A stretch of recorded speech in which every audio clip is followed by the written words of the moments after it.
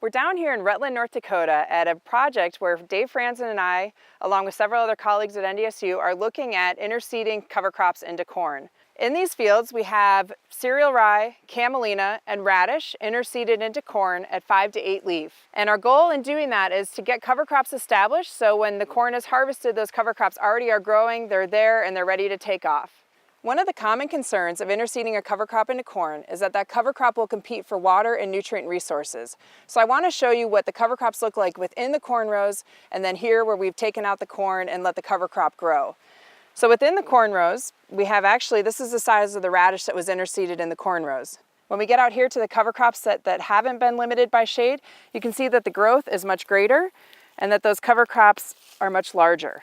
When I see these two side by side, the radish from within the corn row and the radish outside the corn rows, you can see that the shade is suppressing that cover crop and keeping it from competing. So the cereal rye that we planted at 40 pound per acre rate has established and it's growing decently in the soil. We also seeded 2 pounds of winter camelina. However, I don't see any indication that it's established. You can learn more about interseeding corn and also interseeding soybean at an upcoming field day on August 15th. You can look for that information and the agenda online at ndsu.edu/soilhealth.